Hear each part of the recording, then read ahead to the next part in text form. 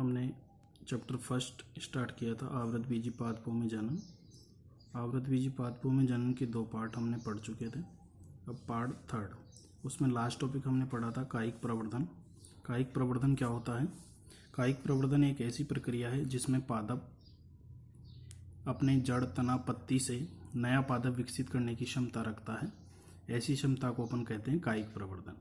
कायिक प्रवर्धन के 2 प्रकार होते हैं। पहला प्राकृतिक कायिक प्रवर्धन और दूसरा कृत्रिम कायिक प्रवर्धन। प्राकृतिक कायिक प्रवर्धन क्या होता है? प्रकृति में पादपों के द्वारा स्वतः संपन्न होने वाला कायिक प्रवर्धन प्राकृतिक कायिक प्रवर्धन कहलाता है। कृत्रिम कायिक प्रवर्धन के बारे में हम आगे चर्चा करेंगे। प्राकृतिक कायिक प्रवर्धन के 4 प्रकार होते हैं। तनों द्वारा कायिक प्रवर्धन, जड़ों द्वारा कायिक प्रवर्धन, पत्तियों द्वारा कायिक प्रवर्धन, जननांगों द्वारा कायिक प्रवर्धन। पहला शुरू करते हैं तनों द्वारा। तनों द्वारा कायिक प्रवर्धन में क्या होता है?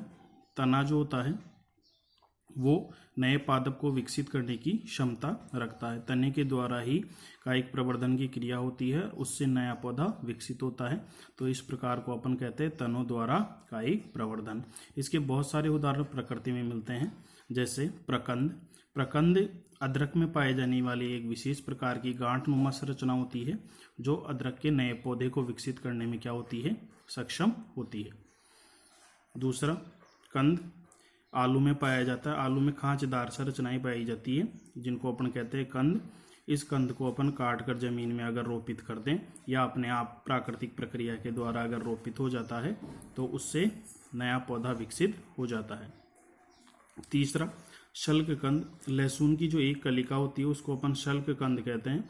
ये शल्क कंद नए लहसुन के पादप को विकसित करने में सक्षम होता है। तीसरा आता है घनकंद। घनकंद के अंदर अरबी, ऊपरी भूस्थारी, घास, ये विशेष प्रकार की संरचनाएं होती हैं इन पौधों के अंदर जो नए पादप को विकसित करने में क्या होती है? सक्षम होती है। अंत भूस्थारी पुदीना, भूस्थारी स्ट्रॉबेरी, इन सभी संरचनाओं के द्वारा इन पादपों में कायिक प्रवर्धन होता है और कायिक प्रवर्धन की प्रक्रिया के द्वारा नया पौधा विकसित करते हैं। दूसरे प्रकार पे चलते हैं जड़ों द्वारा कायिक प्रवर्धन। जड़ों के अंदर क्या होते हैं? विशेष प्रकार की अपस्थानी कलिकाएं पाई जाती हैं।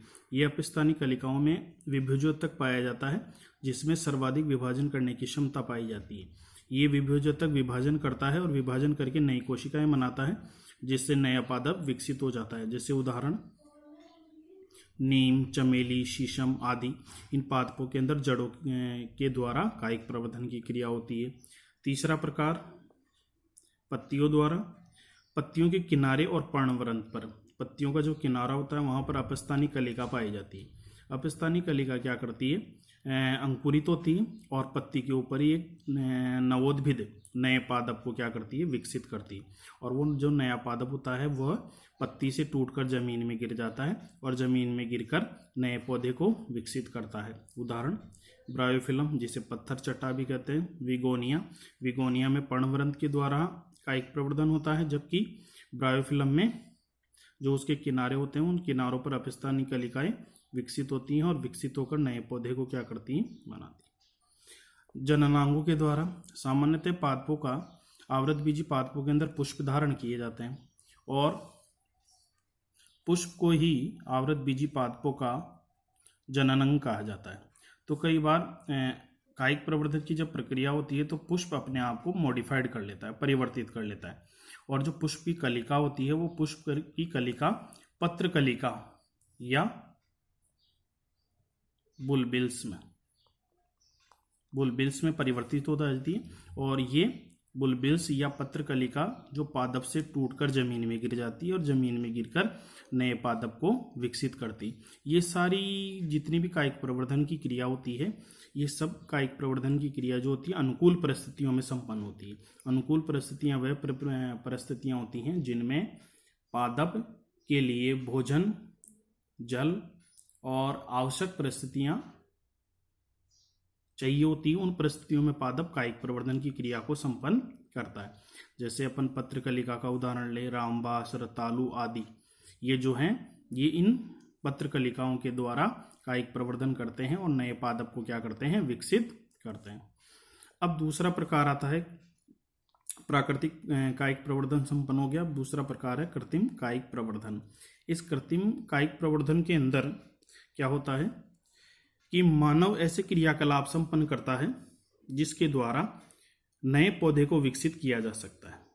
ठीक है, मानव कुछ ऐसे क्रियाकलाप करेगा जिसकी वजह से नए पौधे हम कृत्रिम तरीके से विकसित कर सकते हैं। इसके लिए वो निम्न विधियों को उपयोग में लेता है। पहली विधि कर्तन, दूसरी विधि दाब लगाना, तीसरी विधि रोपण। पहली विधि शुरू करते हैं, जैसे कर्तन। कर्तन का मतलब अपन को पता लग रहा है काटना। कर्तन का मतलब क्या होता है? काटना। अर्थात काटेंगे किसको? या तो जड़ को काटें या फिर तने को काटकर जमीन में उसको रोपित कर दिया जाए और उसको जल, खाद आदि उपलब्ध कराया जाए, तो वह नए पौधे में क्या हो जाता है? परिवर्तित हो जाता है। उसमें अपस्थानी कलिकाओं से नई जड़ें विकसित हो जाती हैं, नई जड़ें जमीन में विस्थापित हो जाती हैं और वह नई पत्तियों को धारण करना शुरू कर देता है। कर्तन, इस विधि में हम पौधे का जड़, तना भाग को काटकर जमीन काटकर नया पादप विकसित करने की प्रक्रिया को अपन कहते हैं कर्तन। ये कर्तन विधि दो प्रकार की होती है। पहली विधि स्तंभ कर्तन, दूसरी विधि मूल कर्तन। स्तंभ कर्तन विधि के अंदर क्या होगा? इस विधि में अपन क्या करते हैं, जो पादप होता है उसके तने को काटकर जमीन में रोपित कर देते हैं और अनुकूल परिस्थितियां प्राप्त होने पर वह नए पादप में परिवर्तित हो जाता है। अर्थात जड़ें, पत्ती आदि को धारण करना क्या कर देता है? शुरू कर देता है। तो ऐसी विधि को अपन कहते हैं स्तंभ कर्तन। उदाहरण देखें, गन्ना, अंगूर, गुलाब, इनकी खेती जो की जाती है वह उसी में क्या किया जाता है? गन्ने का कोई सा भी भाग काट कर जमीन में रोपित कर दिया जाता है और उस गन्ने से ही क्या हो जाता है? नया पादप विकसित हो जाता है। दूसरी विधि आती है मूल कर्तन। इस विधि में जड़ को काटा जाता है और जड़ को काटकर जमीन में रोपित किया जाता है। रोपित करने के बाद वो अनुकूल परिस्थितियां प्राप्त करती हैं और अनुकूल परिस्थितियां प्राप्त करने के बाद नए पादप में परिवर्तित हो जाती है। जैसे उदाहरण देखें, नींबू, अमरूद, सेम, चेरी, इन सभी के अंदर जो मूल कर्तन विधि के द्वारा हम नए पौधों को क्या कर सकते हैं? विकसित कर सकते हैं।